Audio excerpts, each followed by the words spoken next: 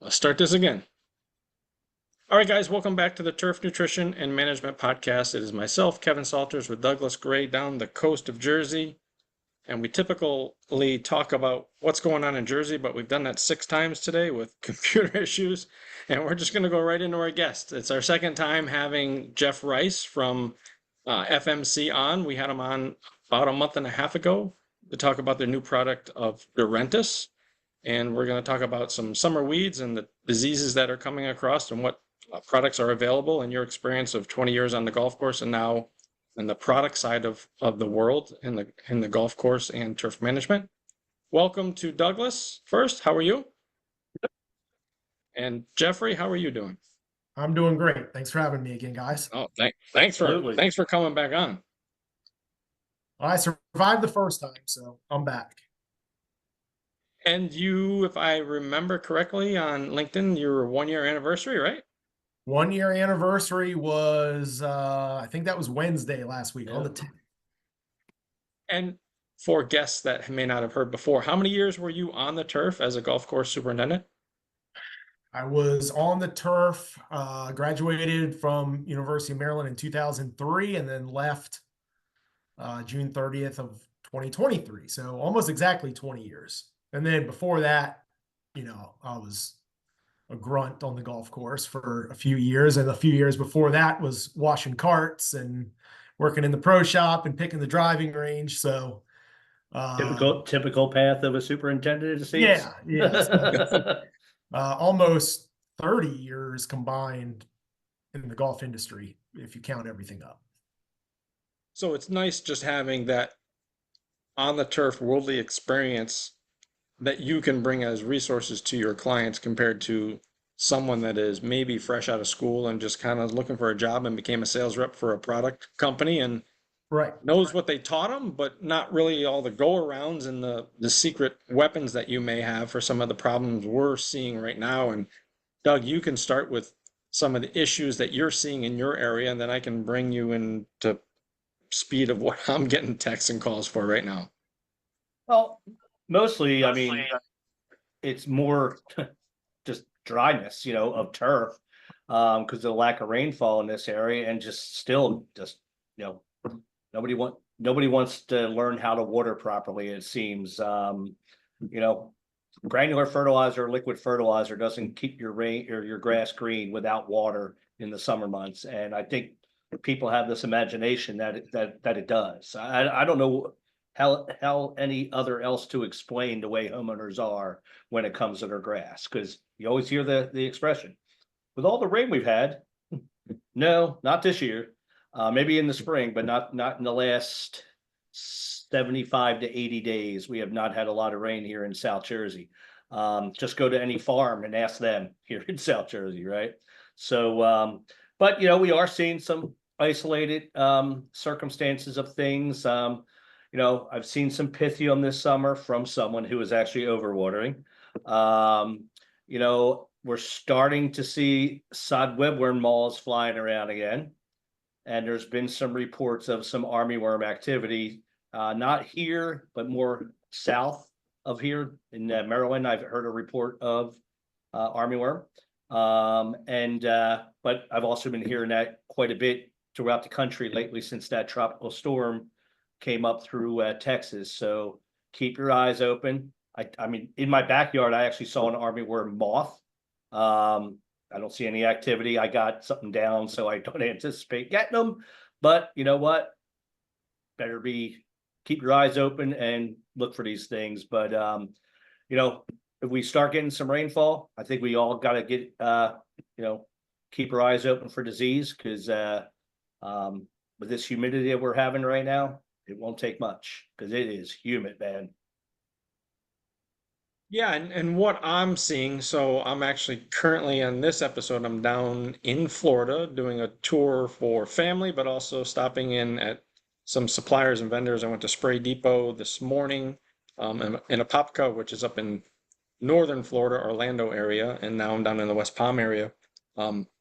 It's pretty crazy because we're in contact with my daughter back at home, and we're about the same on the thermostat right now in West Palm as we are up there. 96 degrees in Connecticut is something that we're typically not accustomed to, and our cool season grasses sure the heck aren't. So they're going into some drought stress for darn sure. But what I'm getting the most call is all the wonderful crazy weeds that are popping because Mhm. we did have some showers at all the wrong times at 7 o'clock at night and stayed humid all night long. So we woke up with a can of whoop ass on the turf for some of the funguses that we started to see, and I have pictures of those. But Mr. Rice, Jeff, what are some aces in the hole of some of the stubborn weeds we're seeing? Between nutsedge, there's crabgrass breakthrough on the hard edges because of the lack of rain and the heat that's been intensifying. And we'll get into diseases in a minute because I know you two will go off in a tangent with that as you guys love all that stuff. But I think really what we're looking for is some help on some of the tougher weeds that we can be careful with because we're working with stressed and um, turf that really isn't hydrated well that we can be successful with. Right.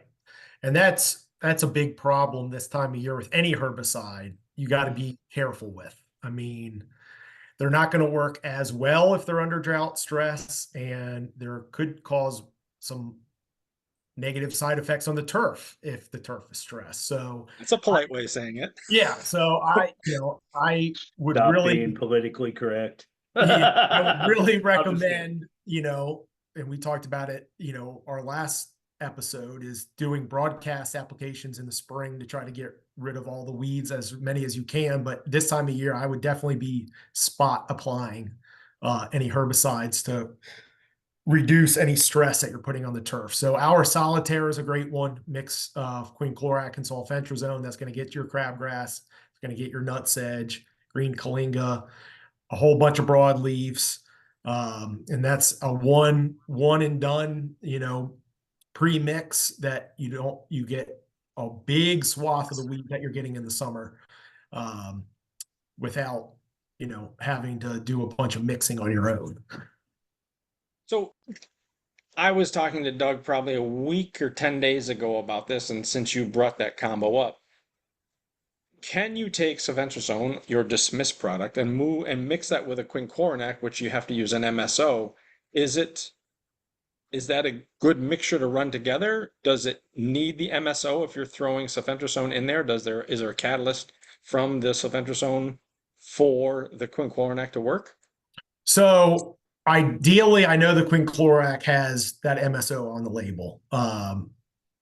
Conversely, dismiss or sulfentrazone says don't use a surfactant. Right. So our original solitaire, the dry formulation, doesn't have any surfactant in it. And it works very well. And a lot of times on the golf course, I didn't always use the surfactants. The surfactants are another double-edged sword. They make the herbicide work better, but they can also make the herbicide work better on killing the turf too. Yes, Right. yes. So, when it's very hot, you got to be careful with any of those surfactants and how their effect is going to be on the turf. So our solitaire WSL is our liquid version. It does have a surfactant built in that we've tested with the sulfentrazone, and it's deemed safe. But again, I like that as a spot spray product because it's a lot easier to mix 4 ounces per 1,000 square feet of a liquid versus trying to measure out a dry granular application of regular solitaire. So that WSL gives you that surfactant that is mixed in that has shown safety for both active ingredients, and it's in one product, and you don't have to worry about doing this mixing yourself and what rates and how hot is it, and really having to worry about all those different factors if you're doing a pre-mix or not a pre-mix, your own tank mix. So from your experience, and it doesn't even have to be from the FMC side, this is going to go back to you being on the turf itself. When you make and roll your own or mix your own product, and let's say some type of silventrazone and a quin together, is there a synergy to where, silventrazone high rate is 0.18, I believe, per 1,000 per gallon? Does that need to be throttled back if you are combining another herbicide with that? Is that going to make it a super warm mix and possible some burn on the turf? Well, I think any time you're throwing in multiple active ingredients, you're adding more potential for harm. It can be it can build on each other, right? So I would, a lot of times on the golf course, I would err on the side of turf safety versus 100% efficacy. And there's two reasons for that on the golf course. I can go back and retreat 2 weeks later. Like if we're spraying areas of the golf course, we're a lot of times spraying them every 2 weeks. So I can go at a below label rate or a very low rate and come back 2 weeks later and spray it again, spread out those applications, and you have a little more turf safety spreading out those applications versus going high rate, one big shot, because you're trying to get it all at once because you're not going to be back to, let's say, a lawn property for another 6 weeks. But it's a lot riskier when you're spraying high rates on stress turf. Well, with that being retreating is always easier than replanting. Correct. yeah, with that being said, I mean, with that combination, and I agree with what you're saying, Jeff. If you're going to mix your own quinclorac and sulfentrazone, you do have to be careful on which surfactant that you do use, especially if you're using something like a MSO or a standard 80-20. They can tend to be hotter in the summer months because you got higher usage rates. But when you get into the organosilicones and the it's like a 4-way surfactant, they're pretty safe, even with that combination, but you want to scale that rate of surfactant down. So if you're typically using, say, 16 ounces of an organosilicone, probably 8 is fine. You don't have to go at that full rate with that combination because organosilicones are pretty safe. You could spill a gallon on turf and it's probably not going to burn unless it's like severely stressed. But like MSOs and some of your standard 80-20s, they can be hot. But with that being said, you look at what they do on the ag side with those 80-20s, and they spray that stuff on everything, which is kind of remarkable. But regarding nutsedge, can you touch on dismiss in like August? And because one of the things we always talk about or we always hear about is there a pre-emergent for nutsedge, right? And I know dismiss has some really good activity for early stages of nutsedge, but nobody seems to want to do it because years ago, especially here in the Northeast, we had problems with phyto in April mixed with fertilizer and getting cooler temperatures.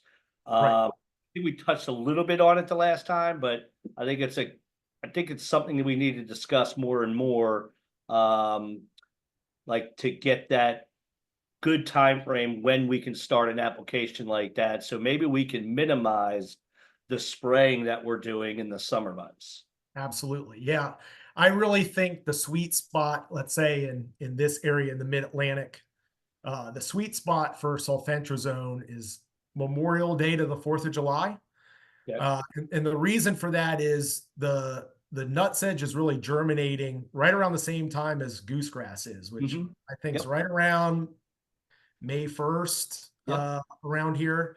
So it's coming out of the ground then when it's still young and small, where you might not even see it in the turf, but a property has it. That's when you want to treat it. And so that mid-May, May 15th to the first week of July. And the other reason you want to treat there, you're going to get the better control. It's probably not as hot. It's probably not as dry. So the turf isn't stressed and it's going to be more effective on that front. And you have a smaller plant that's more susceptible to damage from the herbicide. So, and then once about 4th of July kicks in, that nutsedge moves from growing more leaf tissue to growing more rhizomes and more tubers.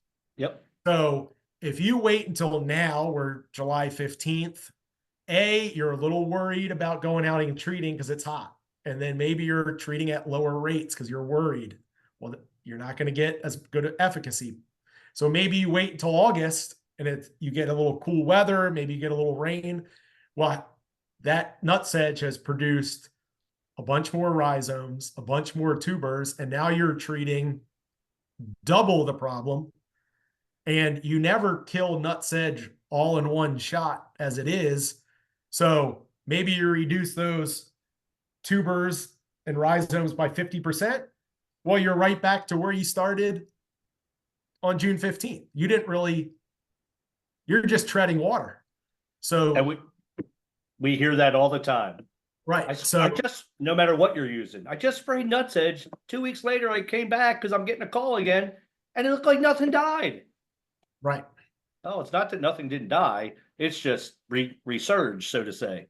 Right. And, it's a perennial plant with all those reproductive tubers and rhizomes. So it comes right back from those. Mhm. We really recommend that early season. Well, not even early season, but, late spring, early summer. Mhm. Dismiss and Dismiss NXT, which has the carfentrazone mixed in it, actually increases its efficacy. And then later in the summer, so you're rotating some chemistries, then you go with an ALS inhibitor like a Sedgehammer, a Solero, an Archon. And it is still an option with those. I used to do this on the golf course because they're a little slow. Like I would mix in like a 2-ounce rate of Dismiss with one of those. Yeah. Just so, from a homeowner perspective, they're seeing, oh, it's turning yellow. So Where if you spray it with just Sedgehammer or Solero, maybe, It's they're about going 10 to work, days. but About it's going 10 to take days. 10 days, 2 weeks Yeah, before they yeah. see something. So just to throw in a little Dismiss with that, you're going to get some more visual control within 24 to 48 hours.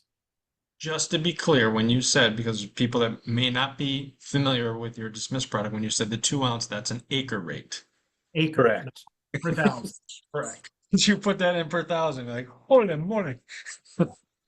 Oh, believe me, I've heard those nightmares already. Trust me. You will be browning down.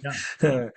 With Dismiss and then Dismiss NXT, which has a carfentrazone in there, what straight Dismiss, what other weeds will it go after that you could get as a bonus round because you're going out with sedge, but you also have some breakthrough of some other weeds? Right. So you're going to get a little bit. This is another good thing with applying it early. You're going to get some early seedling goosegrass control. So that like 1 to 4 leaf goosegrass, you're going to knock that back. So again, if it's germinating, let's say May 1st and you're going out May 15th, and or dimension isn't always the best on goosegrass.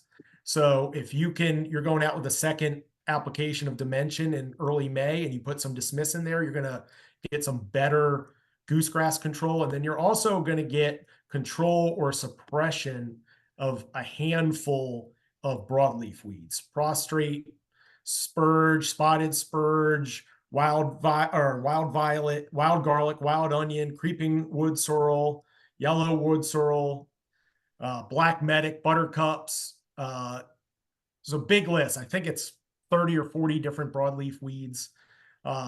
There's various control there. You got clover on there as well, but I really like the Dismiss NXT because that carfentrazone and that combo is going to give you even better efficacy against the broadleaf weeds as well. So, and this is just my opinion, but I believe here in the Northeast, and some people will probably laugh at me when I tell them this because too many homeowners, or say this, I should say, not tell them, but homeowners are such a pain in the ass when it comes to weeds that, we tend to spray weeds too early, and to me, it's like, man, if we could get into this blanketing mode again of doing broadleaf weed controls, in that May timeframe, I'm just going to speak here for New Jersey, that May timeframe, if you put in like a 3-way with Dismiss NXT, wow, I think you're going to have a hell of a broadleaf weed control. Right. Because you're going to help with nutsedge, you're going to help with green kalinga, and you're going to kill all your weeds. You got carfentrazone in there. You got your 3-way. You got your sulfentrazone. Why not? Absolutely. Yeah, but if you did it, I feel like part of the problem is you spray broadleaves early in the spring. That's my point. They go away, but they're not necessarily completely killed. Right. And then you get to May and you're like, oh, I don't have any weeds. Well, Kevin and I were talking about this a couple of weeks ago. Like, he did a great job with weed control early. They were great. But then what happened when May 15th rolled around? Boom, clover all over the place. And it's like, okay, so why do we go early? Okay, I get dandelions because homeowners think dandelions are going to kill everything. But like if we can like shift that program stage and get people educated and say, just because you have a dandelion doesn't mean you're going to have dandelions forever. Let me wait until all the weeds are up and then we can kill everything in one shot, opposed to maybe not nutsedge and green kalinga, but like all your broadleaf weeds. I don't know. I just think blanketing has to come back into our regiment here in lawn care, in spring and fall for that matter. It's something that's been lacking for a long time. There are some who still do it, don't get me wrong, but for the most part, all we do is spot treat, it seems anymore. And then all we do is spot treat all year long. We're up here. Well, I can't say everyone, but the people that I deal with up here, we're blanketers. We're normally around one blanket. And right now, once we get a little bit of water, that it's like the fireworks of the 4th of July. Just you get all the little pesky weeds that you think you got in the spring that may have been really low in the canopy or super cool, didn't get great contact. They've festered long enough. You fed them twice now, and then the heat comes with the rain, and bingo, here they are. And literally, as we're doing the show, I'm getting a text from a customer saying, well, I've never had weeds like this before. I'm like, well, you also have never had a drought like this before either. What's your watering schedule? I don't water. I'm like, well, okay. It's difficult because you're brought on as a turf manager and they think everything you're doing is a magic wand that's going to solve every problem. Where last year in our area on the East Coast, we were just swamped with water. So now we're completely different than where we were last year. And we're just dealing with different turf concerns. And that's what we had 2 years ago, those weeds that are coming back up, those summer weeds that we didn't have last year, but we had dollar spot up the yin yang and many other diseases. And we'll get to the diseases, gentlemen. Don't worry. I know you want to go, but hang on a minute. We're not done yet. Yeah, it gets frustrating, but it's, again, I think we say this all the time as turf managers, we beat ourselves up more than the customers, and the couple calls that we do get, unfortunately, I take it to heart. They eat us alive. Everyone that I talk to, they beat us up. When you're on a golf course, they beat you up too, because you think you can solve everyone's problems right away. And we're working against a greater being. And one of the things that we are battling right here, Jeff, you're dry in Maryland too? I presume. Okay. Yep. I didn't know, so that's why I asked. And one of the biggest things that we're battling right now is that we're going out there and spraying these weeds, right? And you said it about 10 minutes ago, Jeff, about moisture in the soil. Right now, there's not a lot of moisture in the soil, and I don't even care if you have irrigation. If you're not watering properly, you probably don't have enough moisture in that soil. So these herbicides don't work as good as they would if there was moisture in the soil. So, you may go out and spray a property that's, just got a couple weeds or whatever, or is loaded with weeds, and you come back, wow, it didn't even do anything, or it just looks like it got tip burn. And it's something that's not talked about enough is about weeds. It's no different than pre-emergence with crabgrass. You need water to get that pre-emergent down to where it needs to go. And it's just like broadleaf weed control. You need moisture in that soil for that weed control to translocate through the plant. And we just don't have it here right now. And I'm sure there's areas that are really wet that probably has too much water in the soil that may be causing some, issues with these things. But and I'm not saying stop, because homeowners aren't going to let you stop, and I know that.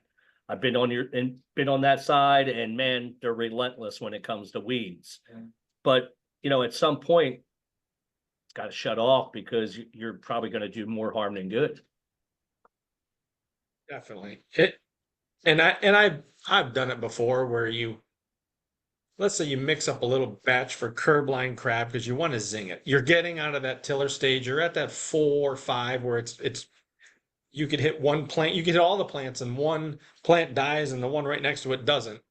But then you look over your shoulder, I'm like, oh, there's a little clover, there's a little this, and you start hitting some stuff because you've rolled your own, and you get some burn spots. I mean, it's happened. I'm sure I'll come back from this little trip and I'll see some sequential damage from some overzealous treating that I've done just to hit a few things here and there. And it's, again, the weeds aren't rampant. There's not crab in the center of the lawns. It's where our products have basically failed because of the heat stress that's there, the lack of competition from grass that's keeping open areas for crabgrass to do what it wants to do. It's tough. The drive edges where people are driving over the curb. And again, most of the time, most customers aren't complaining, and it's us, the turf managers, that feel more pain than they are. But we always want to do and produce a good product. Absolutely. So I guess if you're dry in Maryland and you're dry in New Jersey, Doug, and I know we have been dry, and what rains we've gotten at the complete incorrect time. If you could ever ask for water never to come in a hot summer, we've had 2 storms that have come after 5 p.m. and it just, that relative humidity stayed in the 70s all night long. Just beautiful. You wake up and you walk outside and you can just smell fungus. It's coming.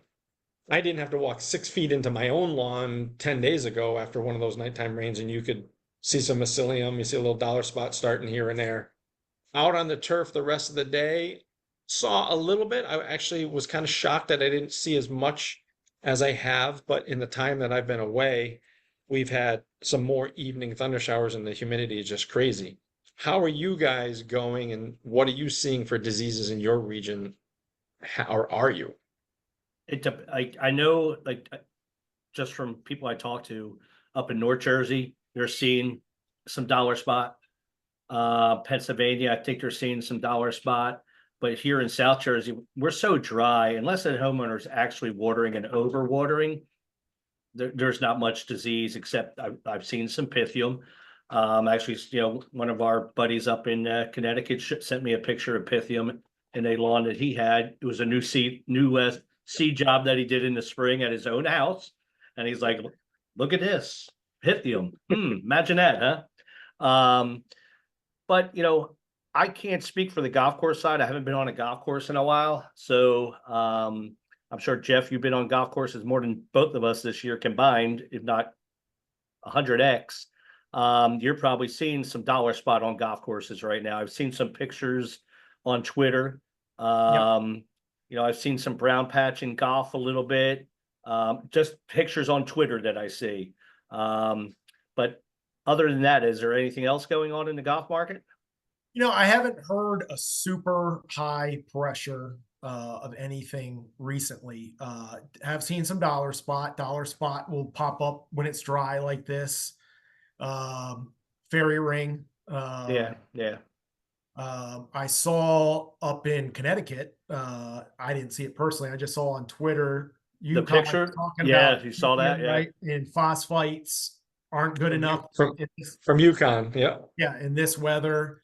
And, I actually reached out to most of my distributors, all of my distributors last week, because I saw that alleged rainstorm on Friday that was supposed to be coming up the coast, that they were calling for 1.5 to 2 inches of rain. And I think we got maybe a quarter. I don't have a rain gauge, but goose egg here. Not much.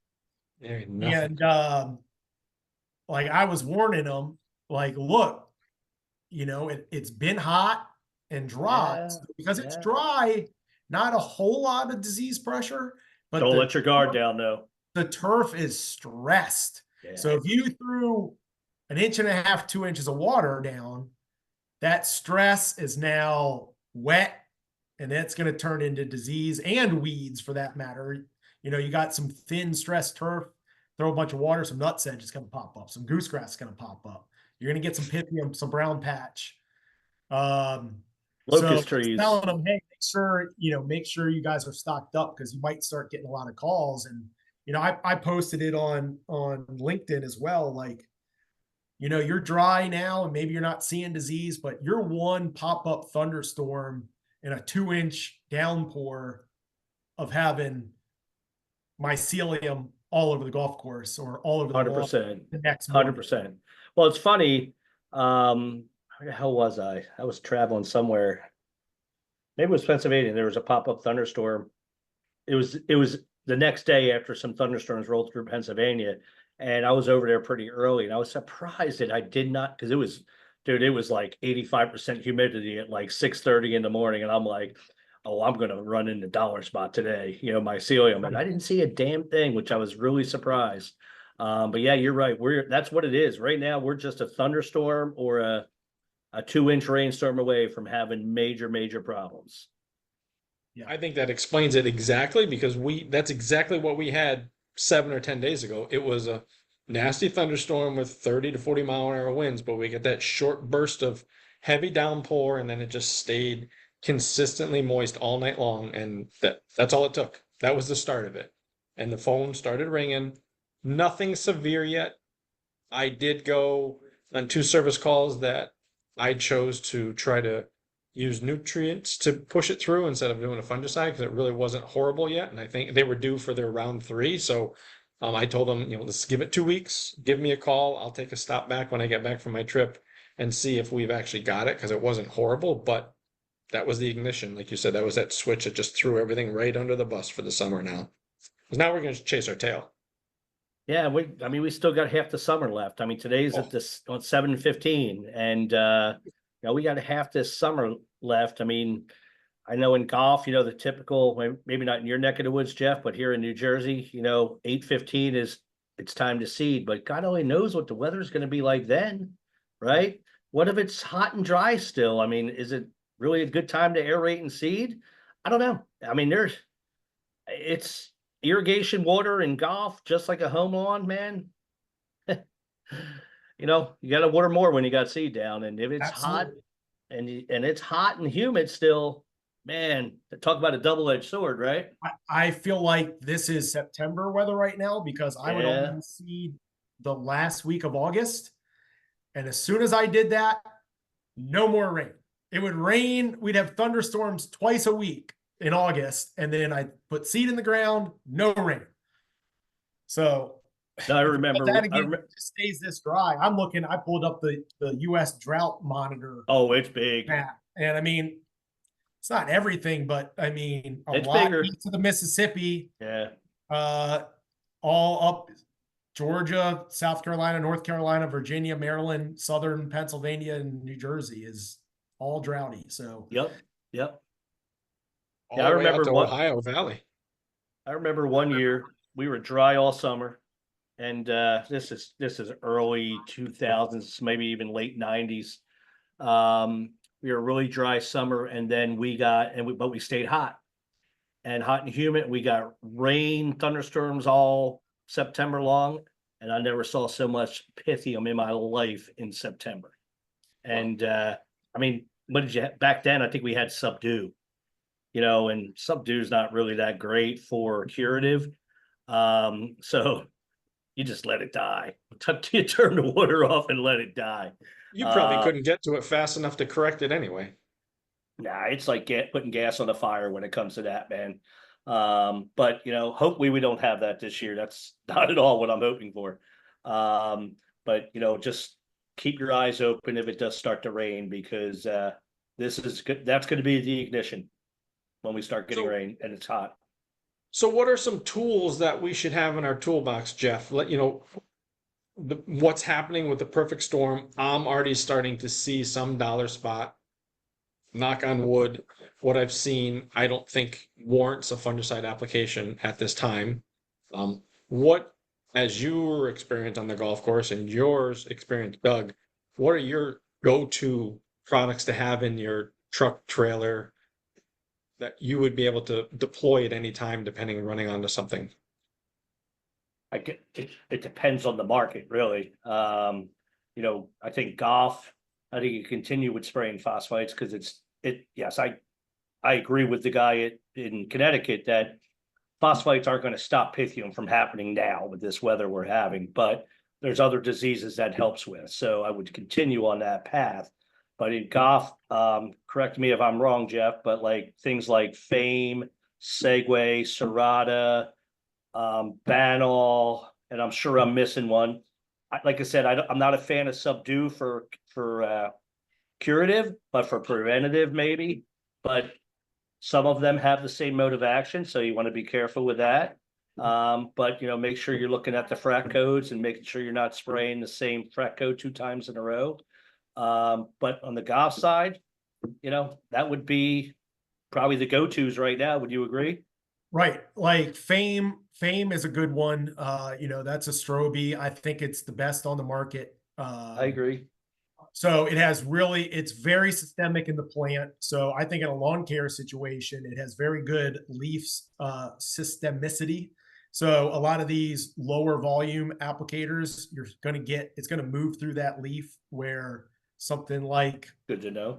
an insignia is more of a localized penetrant. Well, if it's Yes. just getting on the, surface, not really covering, thick 3-inch turf, then you're not going to have as good of coverage there.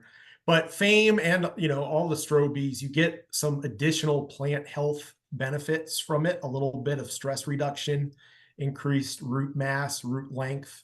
But Fame also is the one Strobe you get dollar spot on the label.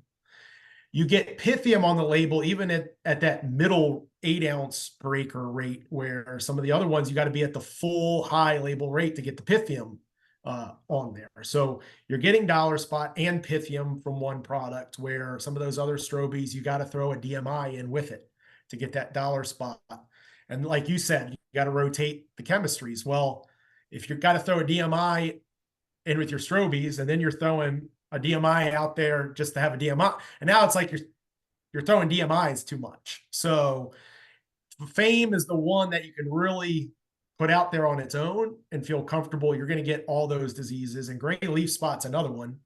Oh, that's coming. That Fame is good on. And, a lot of times those hurricanes bring it up. I kind of wish that hurricane veered more to the east to give us some of that rain, but it can also bring those disease problems. So, And armyworms. And armyworms, yeah. So, Fame is a really good one to have. But as far as Pythium on the golf courses, yeah, a rotation of Serrata, Segway, Banall, And signature, the reason I asked all that is because I think people have this impression that a lot of chemical companies only push their own products, right? And it's Right. not that you're pushing somebody else's product, but I think we've learned enough in our industry today, even 10 years ago, that we have to rotate. If we don't, we're going to become the greenhouse market in turf. And we don't want that, because, talk to any greenhouse person out there, and 9 out of 10 have killed every fungicide and insecticide known to man, because once they find something that works, they use it until they kill it. And we don't want that in the turf industry. We have enough problems to deal with in the turf industry than to kill a product. And so I think it's really important that we have this conversation, and we continue to have this conversation, because, I read it on social media posts all the time. I hear about it from, customers that I still talk to. It's like, what should I spray? Well, for my fungicide next round, or I see it on a social media post. I sprayed Azoxy Prop, Azoxy by itself, Azoxy Prop again, Azoxy by itself. Right. Well, I mean, correct me if I'm wrong, but as far as I know, is QOI fungicides have the best resistance problem, or the most resistance problems out there of any fungicide. Am I right on that? Yeah. Okay. So it's important to rotate. If you're going to use Azoxy or Fame, okay, cool. But how about come back the next one with like a T-methyl or something like that if you're in residential turf?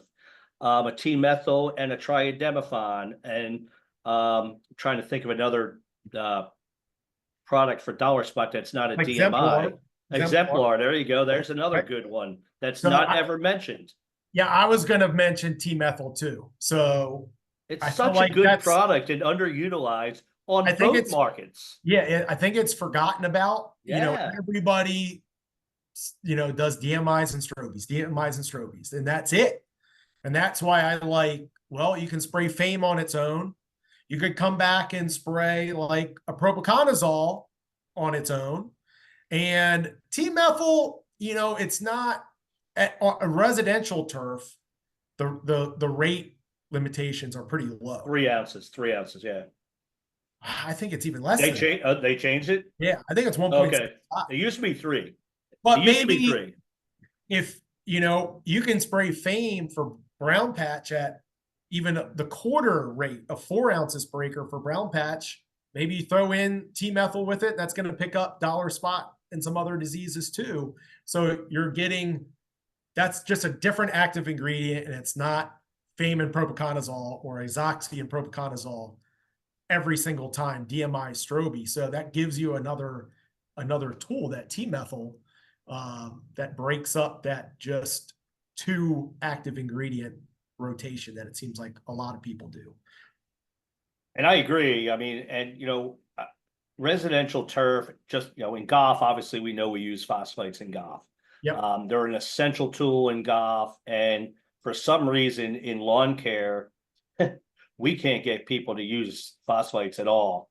And very few use them because it doesn't say fungicide on the label. And we know that, right? But at the end of the day, I think, if you don't believe your salesperson, go talk to a superintendent and ask them what they're using for a phosphate and Right. why. Because forget about the fungicidal effect to it. It promotes plant health. It makes your plant stronger and can get you through some really tough conditions, especially if you're using with a fungicide. Your fungicide can, now knowing FAME, if you can use that at some lower volumes, wow, why not throw a phosphate with that? Holy crap. I put phosphate in every single foliar spray that Yeah. from So early in the spring through the fall. And I just looked at it too, is all right, you're getting the disease suppression, the plant health. It's a good foliar potassium source. You're getting 1/10 of a pound of potassium every time you spray it. Yep. It's all, and really it's not that expensive either. So why not?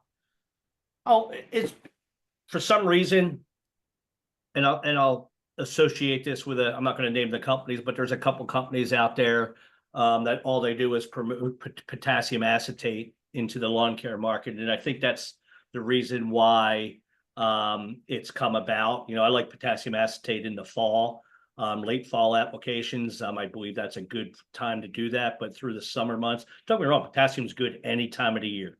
But I think that's a good time for that application. But for some reason in the lawn care market, they don't talk about phosphates, probably because they don't have enough education on them. But I've been selling them for so long and used them for so long that they work and there's no resistance to them. But the downside is they don't last that long. But what fungicide does. Yeah.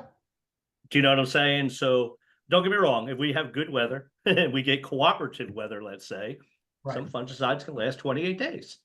Right. But typically we don't have that kind of weather. And that's worth noting for now. Like if a label says 21 to 28 days, that's under ideal conditions. Yes, correct. So when it's 100 and I think it's 99 or something here today. 98 right now here. We've had multiple nights of above 80. Wow. Oh, yeah. Likewise here. Multiple. Likewise. So all those products break down faster in the heat. So they're just not going to last that long. And on a lawn care situation, it is, if you're only going to treat every month, and it is what it is. But I treated my rough, try to treat every 21 to 28 days, unless I saw a stretch of weather like this and it was day 14, 15, I'd go back out and spray, and just kind of play it by ear. But, in that situation, I wasn't necessarily expecting zero disease. There was going to be some, just try to manage it. It wasn't like a fairway or a green where you weren't going to tolerate anything. You're just trying to manage it, to knock it back, to keep that plant healthy enough to make it another 3 weeks. Talk about the importance, especially in the residential market. Look, we can't use contacts. Obviously we can use contacts in the golf market and sod farms and places like that, but we can't use them in the, or we're not supposed to use them in the residential market. So talk about the importance of getting these things watered in. and maybe using a wetting agent to get the product down to make it work better. Right. Well, any root disease that you might want to go after, let's say a summer patch in the spring, if you had a Kentucky bluegrass lawn, summer patch is probably the most concerning disease that you can get. You got to start treating that in the spring when soil temperatures are 65 degrees, but it's affecting the roots. You got to water it in. So using a product like, a propiconazole at a high rate, or a FAME is labeled for that. A wetting agent's going to help get that product down into the soil to the root zone. You want to water it in immediately. There's been a lot of studies at NC State recently. You got to water it in before it dries. FAME, one great attribute of FAME, especially in the summertime, is it has 15-minute rain fastness. So you're going out and doing applications, and all of a sudden a pop-up thunderstorm hits an hour later, you're going to be okay, because it's rain fast in 15 minutes. And it's also very mobile in the plant. So if you watered it in purposely for summer patch, it's going to move up through the xylem of the plant, still protect you for dollar spot and brown patch. But if you're going after those root diseases, you really got to water them in, and watering them in or using a heavier spray volume is going to coat that leaf more and get you better protection versus, a half a gallon per thousand is really not going to penetrate a 3-inch high tall fescue or bluegrass turf canopy. So, one of my former customers sent me an Instagram message over the weekend from NC State, and stating that they're getting great control with azoxystrobin out of 1/3 of a gallon of water at NC State in some trials. I don't know. I have a hard time believing that one, but what do you think about that? On what disease? On what turf? Brown patch and tall fescue. I mean, I could see that, I guess. I guess it would help. Is it irrigated? I would imagine, yeah. Are Okay, they well, watering it? there goes the question, right? Okay, Right. so if it's getting watered in right away, go for it all day long. I would even say if it's getting water later in the evening or something, if it's not an unirrigated plot and it's getting some water 3 days a week or whatever they're doing for a watering schedule, that's going to help move some of that product down. But if you're going out at 1/3 of a gallon and you have an unirrigated lawn and it just sits there, to give you that, residential lawn care, the likelihood of getting a fungicide application watered in a timely fashion is about maybe 5% of the time you spray, if you're lucky. So that's why I have a hard time believing it. Back when we were able to spray contacts, we would spray a chlorothalonil or a vinclozolin, with a systemic, back then, propiconazole, T-methyl, things like that. Triidemifon were probably the three, back when I was doing it, that was the three staples back then with those two contacts. And we would always rotate them and never had a problem. Well, every once in a while you had a problem. But today, I mean, guys are spraying disease controls after disease controls after disease controls, and they're getting no control whatsoever, regardless if they're spraying at 2 gallons a minute or at 1/3. And I don't know. I just have a hard time believing that one, man. That's just me. Right. Well, I wonder, I saw a golf course, I visited a golf course that had some dollar spot problems, but they were spraying on a very long interval. And it sounds like, they're having some issues with multiple products. It makes you wonder too, well, what are the nozzles? Is there a nozzle problem? Is it, what's the, in this case, I thought the fertility was good. I mean, but we seem to be going lower and lower fertility on golf courses. They want Oh yeah. Oh, yeah. firm, that, you know, they don't want them super lush. You know, dollar spot's a low end disease. So if you're not helping it on the cultural fertility side of things, then, you know, Well, it's going to be very difficult, you know, to get optimum control too. well, just like we talked about, with, weed controls needing moisture in the plant to work properly. Same thing with fungicides. I mean, if we're dry as a bone, they're not going to have the same efficacy as it would if it had 25% moisture in the soil. Not that you want that much moisture in the soil in golf, but it's just not going to work the same. So, if you're spraying low volume, you're already lean, and you're probably at 1.25 gallons of water per thousand. I would imagine that's probably where most fairway applications are at in today's world.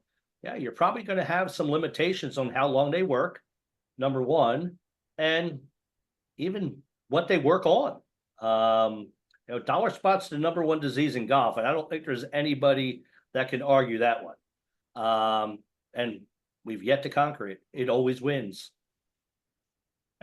Yeah, I mean, it's always going to be around unless you have, you know, a newly renovated course that has the latest and greatest turf variety. I mean, that definitely plays a big role. I mean, 100%. you know, some of these newer bent grasses, you know, they have very good dollar spot resistance, but like the course I visited was L93, you know, Ooh, ooh. 25-year-old golf course, L93. Yeah, It's gonna get dollar spot. I mean, there's no way around it. no way around that. So And it's the same thing on residential turf and making sure you're using the latest and greatest varieties because they're more drought tolerant. They don't need as much fertilizer and they're more disease resistant than even varieties that were 5 years ago. And I just, I see it a lot in golf where guys are transitioning to these newer varieties and their whole fungicide schedule changes because they have, let's call it 007 XL on their greens or Piranha or what's the new one? I can't think of the name of it. It's from Mountain View. It's Centennial. Is that one of the newer ones? Anyway, regardless, all these newer ones, guys are starting to put them on their greens, even at mono stands. And because they're more drought tolerant, more disease resistant, less water, they're having a lot less issues.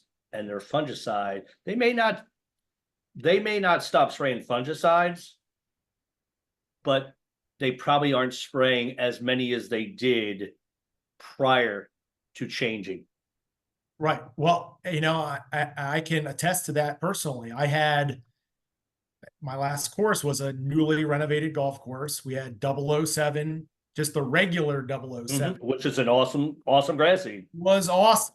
I mean, coming from, well, the club before that, I had a hodgepodge. I had Pencross greens, and I had some that were renovated in the 90s to Providence, and I had some that were redone in the early 2000s to A1, A4, and 007 was crazy, the difference. And, you know, I was on I'd say a similar program for a couple of years. And then I started to have some Pythium root dysfunction issues, which is a new golf green disease, greens less than 10 years old.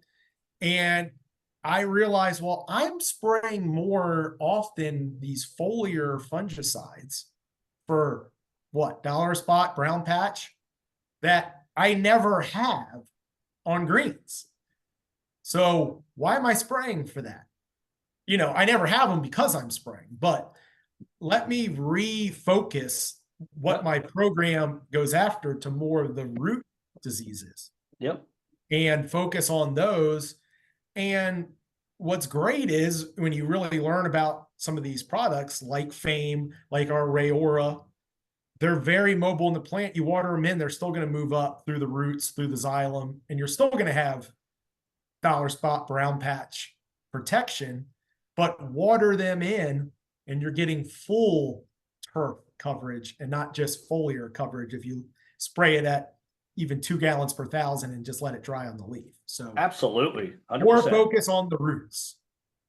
You know, when I was out in Iowa a few weeks ago, we went, one of my customers out there, we went to visit a golf course, and he was very big organic guy. Didn't spray a lot of fun. He sprayed them. Don't get me wrong. He goes, look, dude, I'm a fool of, I'm not going to spray them. Like, but I'm not going to spray them if I don't need to spray them. But what he also did was every time he sprayed a fungicide, greens or fairways, 4 days after that application, he loaded that soil up back up with beneficial microbes. Because I think we all can attest that, you know, not all, but some fungicides do hurt the microbial activity in the soil. So I think it's important to note that whether it's microbial products or even a simple molasses application to stimulate that microbial activity again after a fungicide spray can enhance that control of that fungicide spray that you did 4 or 5 days ago. And I think it's something that doesn't get talked about enough. And when I heard him, dude, I was geeking out with this guy like crazy because I'm all over that stuff. And I was just like, oh my God. And he just put an article, he was in the USGA, I think it was last month. And real nice article about it. And I was like, wow, this is nice to hear because it's something I've been preaching for a long time. I don't think they get used enough in any of our markets, whether it's ag, sod farm, sports turf, golf, lawn care, wineries, whatever it might be. Because we all face these problems, right? We all have to spray fungicides. Yep. But when we do, we weaken the soils. And don't get me wrong, it's not all fungicides are that bad. But some of the common ones we do spray can be very detrimental. So I think it's an important note for people to hear because I get it, residential turf, you're not going to go back out 4 days later, you know, but in the golf market, you could. That is still pretty intense. You know, I would always in the summer, I'm putting in molasses, humic acid, seaweed type products. Stimulants. So the soil's getting a little love, you know, you're getting a little plant stress reduction from that seaweed and humic acid and things like that. So wouldn't be a separate spray, but you know, you're well that yes, leading in a little bit of that good organic every time you're going out there and spraying. Well, for that, yes, you could throw that right in with your fungicide application. You know, but if you're going to put beneficial microbes out, you know, it's kind of a waste. But but then again, you know, if they're water soluble products, you know, I think you can still get some activity out of them. But if they're liquids when the bacteria is already live, yeah, you're probably going to hamper those. But if it's a water soluble where they're dormant spores, you could probably still get some good efficacy out of those microbes. But definitely, if you're putting in seaweed, humic acids, and things like that, absolutely all day long. But I just don't think it's done enough in all sides of the business. I think some people hear biostimulants and they're just like, that shit don't work because it doesn't turn the grass green overnight. You know what I mean? Right. But it's doing more below than you know. Hey, I'm a poet and didn't even know it. Yeah, so I'm sitting back enjoying the education here, and some of the questions that I've been putting in the back of my head. One, Jeff, you mentioned that dollar spot is seen more now than in the past, and it seems to be more prevalent. And you also said, kind of in the same word salad, that golf courses and even turf managers and residential are focusing on reducing nitrogen levels in their soils and their plants. Do you see a correlation to that where we're trying to cut back in our nutrients, and maybe it's budgetary concerns on a golf course that not having that full belly as we go into those stressful times could we be causing some of this issue itself? Sure, we can. And golf is interesting. It's a little different than lawn care, where lawn care, as much as golf may sometimes get a negative perception of, oh, look at this lush turf that's wasting water, killing the environment, which is complete bogus. But, lawn care, those homeowners want the most lush, vibrant green turf they can possibly have. But a golf course is a playing surface. It's not necessarily how lush and green it looks. It's how well it plays and the ball bounces on the fairways and rolls on the greens. And so the more you fertilize, the more thatch you're going to build up on fairways, the softer and spongier they're going to get. Same thing with greens. That's going to make them a little bumpier. So there's a balance there, though. You need enough to keep them healthy and be able to recover from traffic, from golf carts and foot traffic and everything else. But there's to try to be in both environmental stewards and to have the best playing surface possible, not necessarily the most lush. Greenest. Yeah. Is tweak those a little bit down, tweak that nitrogen a little bit down. Hey, can we get by with a little bit less? And it makes that playing surface better, but you are now a little lean where dollar spot's going to become more prevalent. Where now on the flip side, now you might get less brown patch. That's good, but you're going to tend to now have some of these low nitrogen diseases, anthracnose on Poania, dollar spot on bent grass. So you have to balance the needs of the plant and versus providing high expectations from especially private club members. It's not all about being lush and green. That I want that putt being super fast. Well, I think that's the problem in golf here in America is that, people want their greens rolling a 14 until they're rolling a 14, right? Because then they can't putt, but they see, the whatever golf tournament they were rolling a 14. Oh, why aren't ours rolling a 14? Because if you rolled a 14, your handicap would go up 20 points. That's why. But, it's funny, like, I used to play golf a lot. I don't as much anymore. My body's beat up. I can't play golf like I used to. And, I don't care that a fairway's got dollar spot on. Like, it's not going to affect my shot. I don't like psychologically, I'm like, oh my God, this golf course is junk. It's got dollar spot. It's a fairway. As long as it's got grass on it, who cares? Even greens for that matter. Unless it's something that's affecting the roll of the ball, who cares? I'm sure you've been to England or Scotland or watched the tournaments on TV, from the British Open. Everybody should watch the British Open this week and look how ungreen the golf course is, and like it's 80 mile an hour. Well, watch, it'll be sunny and 70 every day this week since I'm saying this, but typically it's raining 55, 60 degrees and winds blowing 40 miles an hour, fairy ring all over the place. But they roll like a mother. Like these guys hit the ball 300 off the fairway and get like 50, 60 yards of roll out of it because they're dry, they're firm, but they're not maintaining them like we do here in the United States. This green color that everybody has a fascination with comes with a price. But there's a big difference too. It's very hard to be brown and firm and fast or whatever here, because if you're a little brown and it's 100 degrees outside.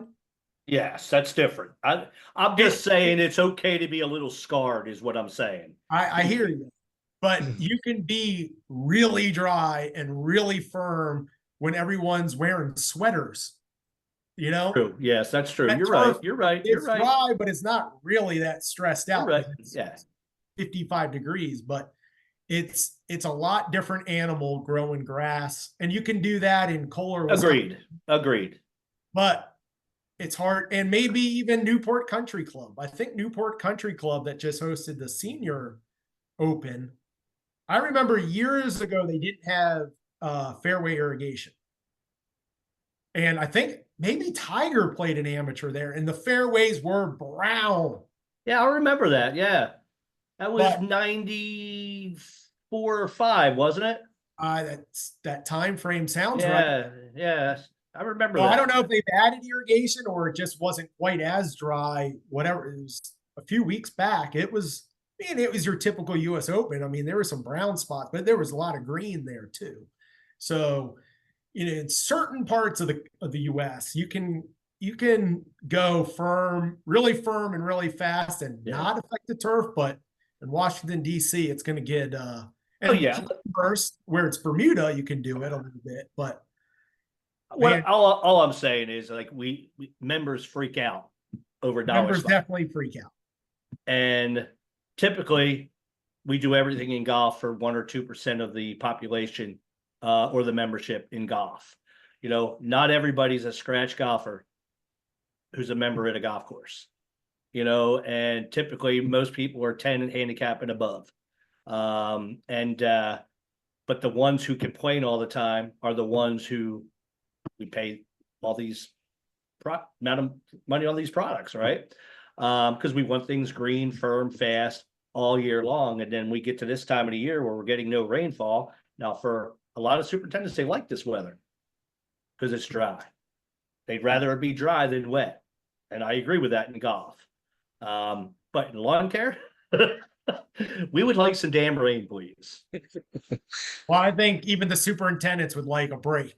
Yes, I'm not saying that they don't, but yeah, I agree. Normally this time of year, you're like, oh, I got another thunderstorm. yeah, Everything's wet. It's hot. It's humid. It's stagnant. You got your fans running on greens to try to dry them out. But it's like, I mean, it's been crazy here because like even today, it's hot and it might be humid, but there's a breeze blowing every single day. I mean, it's just We've been saying that for weeks. out. dude, the I wind's don't been ever blowing since remember it March being 1st. like, normally it's the opposite. It's 100 degrees and there's not a breath of wind and it's Right. just a stagnant swamp. I'm But blowing this year it's been very breezy. I'm blowing 20 miles an hour in my backyard right now. Yeah, I'm looking at the trees blowing right outside my window. It's every day. I mean, it's been since March. I mean, I think maybe I'm not saying I could even count, but I'm going to say maybe 10 days since March, we've had days with no wind. It's been 15 plus every day, except for maybe 10 days. It's crazy. And that dries out turf faster than anything. And again, it's something we don't talk about enough. But I'll show you a picture here real quick. How'd you like to golf on that golf course in Puerto Rico? Well, I'd I like to be in saw that. Puerto. I'd like to be in Puerto Rico. Needless to say, that guy probably doesn't have a job right now. There's no grass on that green at all. Oof. I was wondering, looking at that picture, have you ever heard of the oiled greens? You sure No. that wasn't oiled sand greens? No, the comment was hard to say I overpaid for a $4 round of golf, but I think I might have. I saw that, but that sand looks funny. Well, let's see if there's any. And there was a golf course near me where I grew up. I'd never been there, but it was 9 holes and it was oiled sand greens. Have you ever heard of that? That's a No. thing back in the day. I don't know exactly how it's done, but the greens are sand. And maybe that's how they have them there. Possible.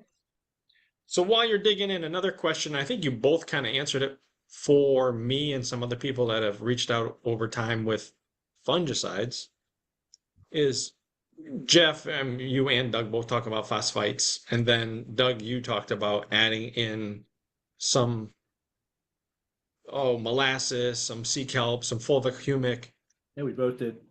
Right. As a lawn care manager and not on the golf itself, when we're going to go out and do a fungicide application that really probably not going to get back for 4 weeks, maybe 6, depending if it's a bad issue and we're going to come back and treat it because the customer's paying for it. Is there a sweet mixture that you would put into a fungicide that's going to give us the best bang for the customer's dollar that goes out there, so that we're doing the best we can in a low volume spray, let's say a gallon or under, because that's what most ride-on spreaders are going to do if you're not dragging a hose. In your experience, is there anything or sweet mix that we could put together that's going to just help the results of our application? Absolutely, 100%. You know, Add some fertility to it when you're doing a that. little, yeah, a little bit, very like a tenth of a pound is not, there's nothing wrong with that. Okay. Typically what I find in the lawn care market is, and I'm not trying to be condescending here, everything's about price. So everybody wants whatever the cheapest price is of a product to go put down. And that's why propiconazole gets sprayed too much. That's why azoxystrobin gets sprayed too much, because it comes down to price. But those fungicides there's more resistance out there on those two products than meets the eye. We have to start rotating our fungicides, but in turn, I do believe, phosphates, sea kelp, humic acids. I was going to say micronutrients, but be careful with micronutrients with phosphorus, because they can tend to get a little funky if you have phosphorus in the mix. Depending on what state you're living in. So we've had some issues in golf this year with people mixing micronutrients with high rates of phosphorus, and it's kind of should be a known thing, but I guess it's not. So all the above can be used. Biostimulants, there's some really good biostimulants in this market today. Most of them are going to be proprietary. I hate to tell everybody that, but most of them are going to be proprietary because there's too many people out there stealing people's ideas, and it's either going to be proprietary or a trade secret, one or the other. So, and if you're getting a product from somebody and you see it, enhanced with X or Y or whatever, it's a proprietary biostimulant that most likely in that, or a combination of a few in that product. So any of the above can help you get through these summer months. And I'm a firm believer, after seeing the last few years in this industry and promoting these things, that when you do this, I'm not going to say that it's like, everything's great July and August, because if you have weather like this, it's just, when you're down in brown, it's just going to be down in brown. But when we start getting that rainfall and cooler temperatures come fall or early summer, late summer, early fall, your turf is going to recover a lot faster than without. That's what I've seen in lawn care. I can't speak for golf on that side, but all those things will help those fungicides work better. And I don't know if I mentioned wetting agents or not, but wetting agents are also another thing that I believe that we need to start thinking about in the residential market. Jeff? So Jeff, your 2 cents, because I mean, you have it from the FMC side experience, but also 20 years on the course. Yeah. I mean, I agree with everything Doug said. I mean, all those things, phosphite, humic acid, seaweed, anything that can help the plant stay a little bit healthier. I was going to bring this up earlier as well. I think maybe incorporating some fungicides in your program earlier, because once that disease gets going and now you're in a curative situation, the fungicides aren't going to work as well, because the fungicides are kind of a misnomer. They're not. Fungicide means it's killing. It's fungistats, meaning it's just stopping the fungus from growing. It's not necessarily killing that fungus. So, and I think there are ways to use fungicides and where you schedule them to use their biggest benefit. So like I'll just use a propiconazole for an example. I would use propiconazole in the spring, maybe a high rate, like a 2 ounce per thousand rate of propiconazole in the springtime when you're growing super lush and you can't keep up with mowing. Propiconazole is going to be a growth regulator too. So I'm sorry, Jeff. I laughed there because you ain't going to get anybody and go past a half ounce per thousand, bud.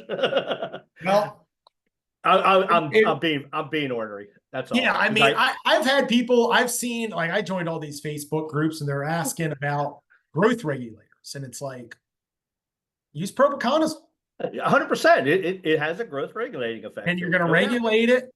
Because look, mowing is a big issue in lawn care. Like, if you're growing super lush and, they're hacking off 50% of the turf every time they, because a lot of time you're not the ones mowing, right? You're putting down the fertilizer and the weed control and the, fungicides, but somebody else is going and mowing, or the homeowner is mowing. And they're like, oh, I don't feel like mowing this week. And they go 2 weeks and now they're scalping it down. And that's going to make the lawn worse for the rest of the summer. And now it's going to be your fault, And then once you put that lawn under stress, it's under stress. going to be a problem. So, Yep. Propiconazole, regulate the growth. Hopefully you're not scalping it in the spring. You're knocking back some of that dollar spot, brown patch. Even before you necessarily see symptoms, you're knocking back that fungus earlier in the year. And then you're coming back with Fame again, that has that plant health benefits of growing stronger roots, greater root mass, root length in June or July is going to help, that's going to help with plant health as well. And, you're survive the heat and the stress and the drought. So, treat it earlier.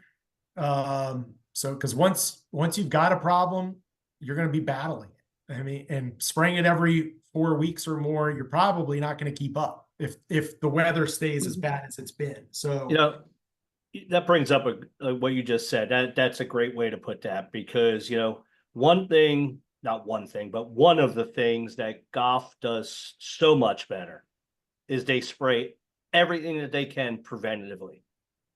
Don't get me wrong, we have some lower budget golf courses out there that have to wait a little longer to spray, and all that kind of stuff. But for the most part, most golf courses are spraying preventatively, and they're not, unless the weather is cooperating, they're not going 28 days intervals. They're not.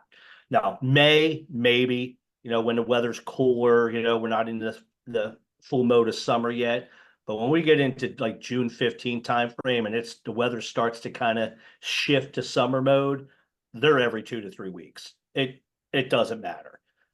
Where in lawn care, we generally wait until the problems come, and then we chase the entire rest of the year, and then our homeowners get pissed off.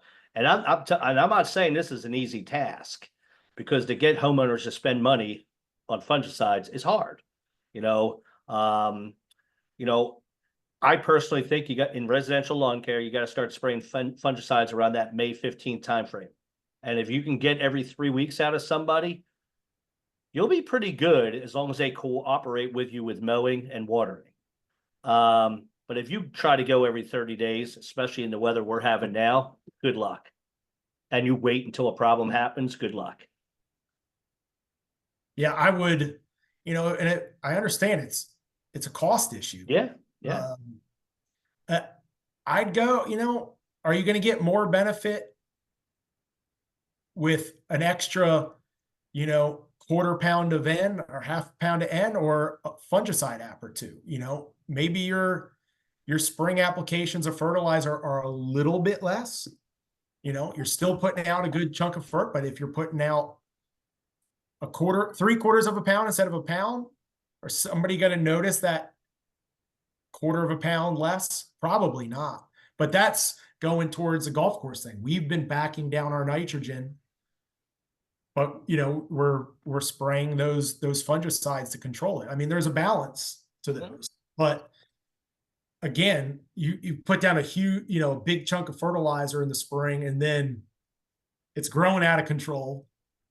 That's a problem too, if they're not staying up on the mowing. So, you really got to balance that fertility and then the disease control. What is going to give you the best product in the summer?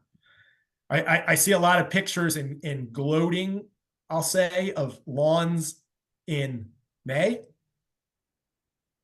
your lawn better look good in May. You're damn right it better. Yeah. So that's the easy part. It's how do you keep it looking? You're never going to look, unless you get really good weather, it's never going to look as good on August 1st as it did on May 1st. But how can you keep it looking, as close to that as possible? And to me, a little less and you're still going to look good May 1st. But if you can take those dollars and put it into some plant protectants or those biostimulants or that phosphite or a combination thereof, you're going to get better midsummer results in the heat.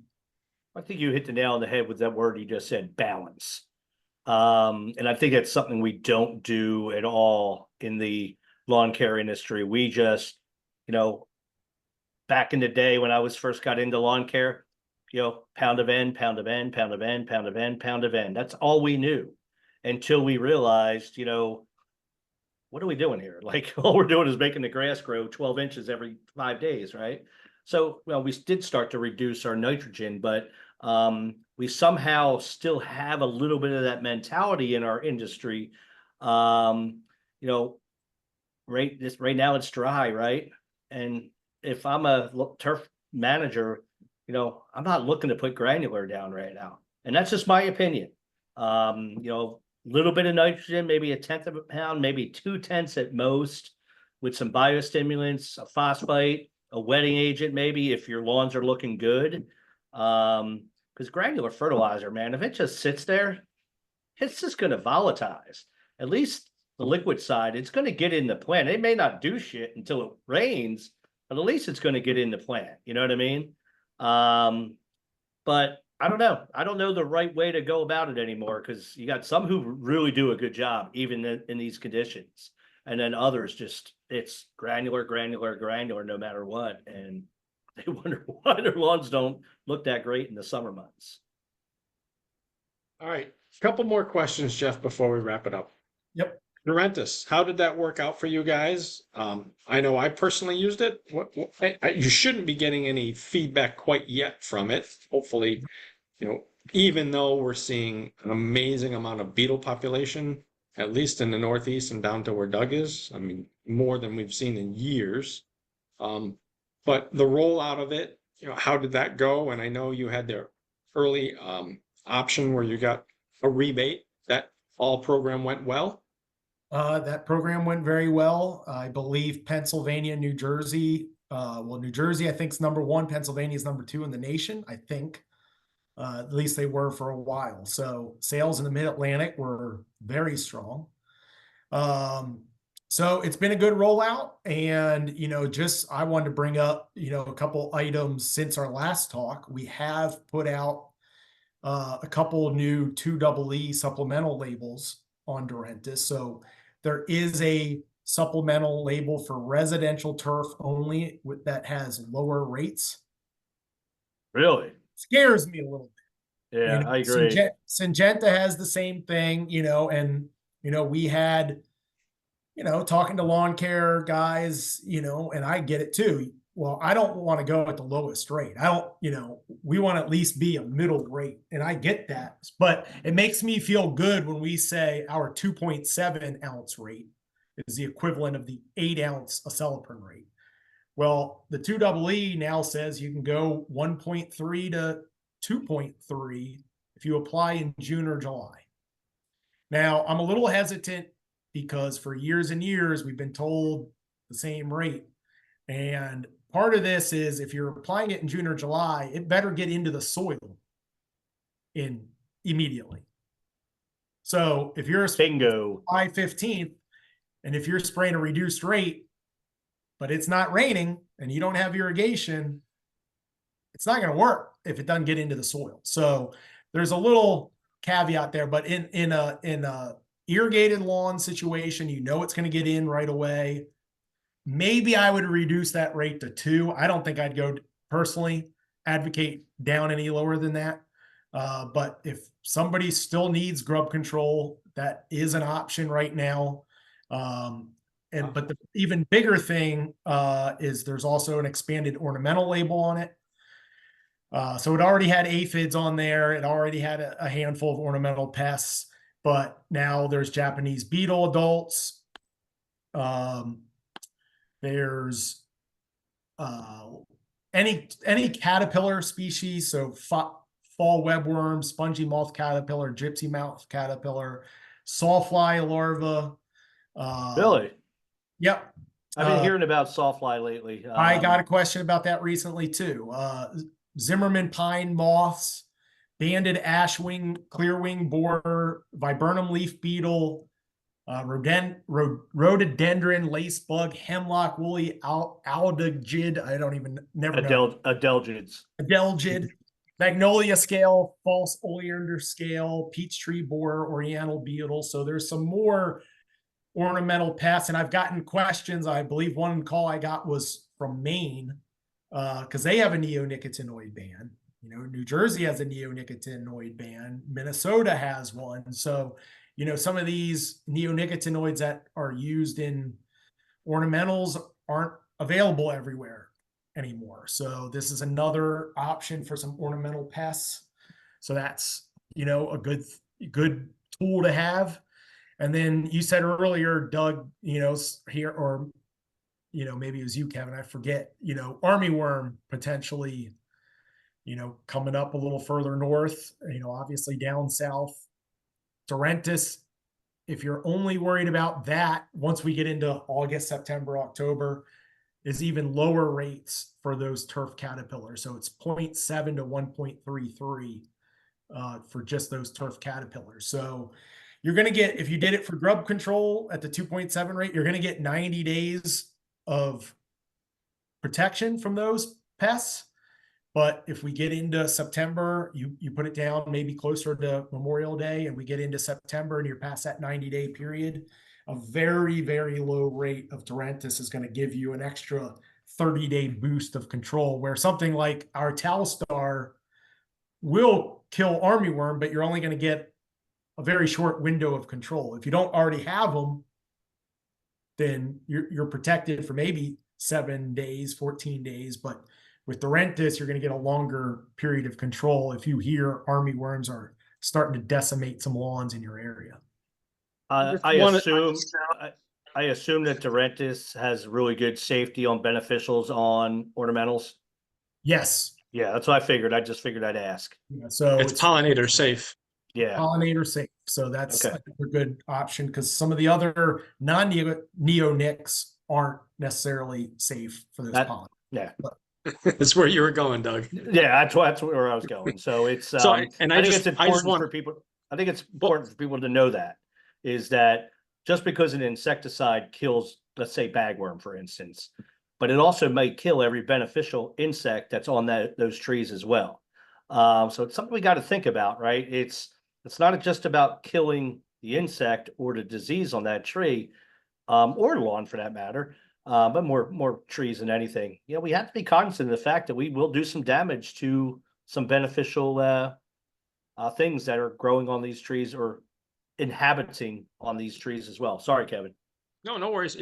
I want to just say again, when we have Jeff on, he's the golf guy, and everything is at acre rates. So when you're saying the 2.7 ounces, and guys are just thinking, geez, should I shoot Dorentis? Is it cheaper?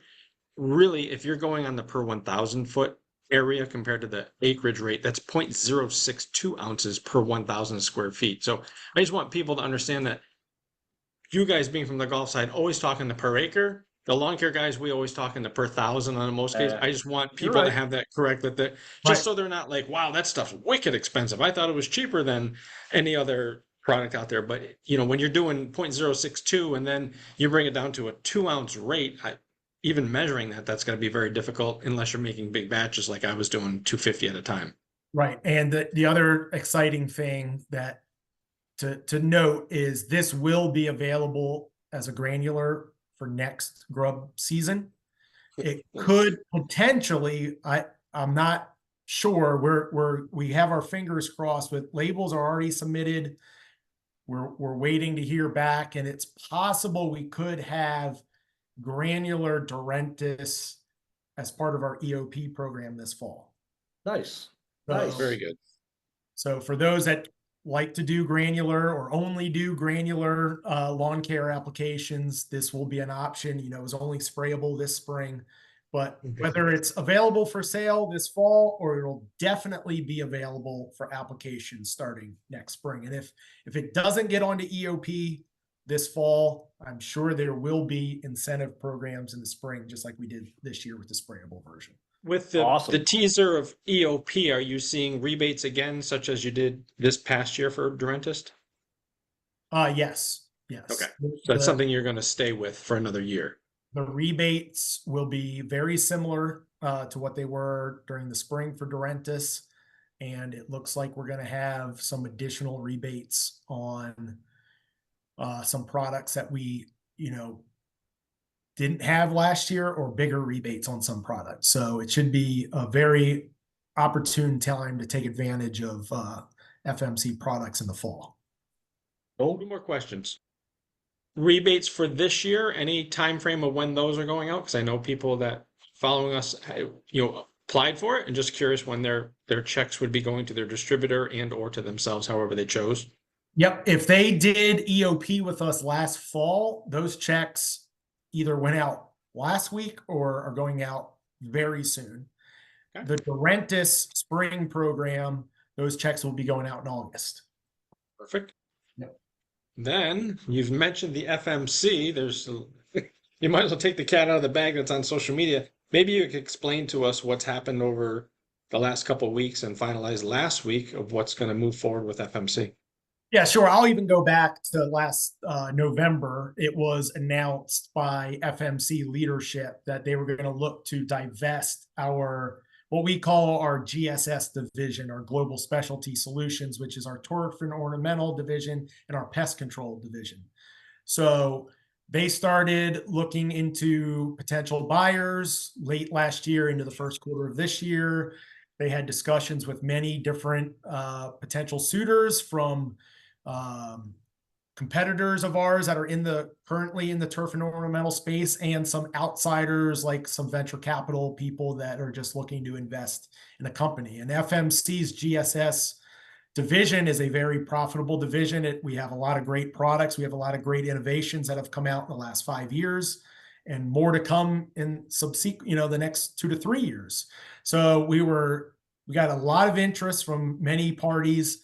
But it was just announced last week that Enview has signed a letter agreement with us to purchase our GSS division.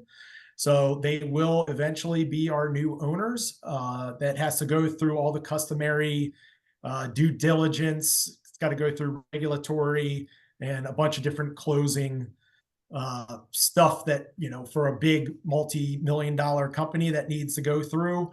So they expect to close on the sale before the end of the year. So we expect EOP to be the same as always with FMC, that, it's going to be our own program. Enview's going to have their own program. It's going to be the exact same. And then all rebates in the future are for next year going to be the same as well. So if you bought product from us in EOP this fall and we turn and become officially Enview in December or January or whenever that happens, all those rebates that you accrued from FMC will carry over and will still be paid next year by Enview, by the new ownership. Excellent. And you see this as a positive moving forward and even being better and more diverse in the turf market? Sure. Look, Enview is one of the biggest manufacturers in the industry. Right. Now adding our portfolio, that's going to just expand the portfolio that Enview has to offer. We have some products some types of products that they don't have. They have some products maybe that we don't have. So now it's going to be one big company that can offer even more solutions to the turf and ornamental industry. So, it's going to be great. I got a question earlier today, like, well, should customers be concerned because of the ownership change? And no, like it doesn't matter. Although they're going to be in a bottle with a different name on the front, Fame is still All Fame. the same active.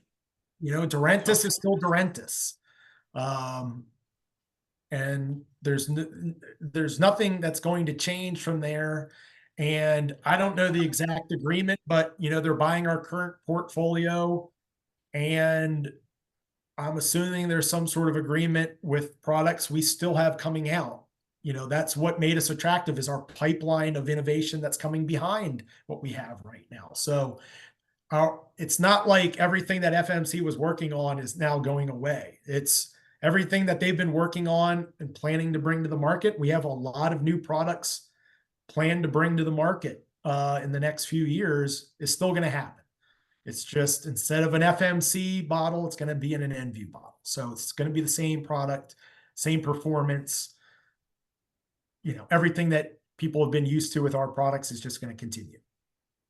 Great. I think we've covered a lot. I think the timing was perfect. We timed this out. We talked to you a couple of weeks ago of wanting to get you on for these stubborn weeds and rolling into disease season. And I think the depth between you and Doug both on the golf side and the product industry is going to help a lot of our listeners understand better, as if it did myself, of what we can do to make a little bit better on our decisions. And definitely fungicides itself, which is always difficult. I mean, that's just such a difficult breed out there to even identify the proper disease, never mind use the proper product, and then find the proper product in our areas. We know Doug knows the struggle that he deals with all around, of people not being able to even get the right products. But we will have all of Jeff's contact information in the show notes. Always reach out to him. He's an amazing wealth of knowledge, as well as Doug is.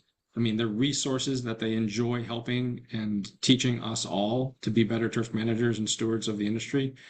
Thank you, Jeff, very, very much for coming on. Thanks for having me. Yeah, we hope you have a great rest of the summer. And I know we're going to bug your ear probably late summer, early fall for another one. And I'm sure we'll have some troubles we want to talk about at that time.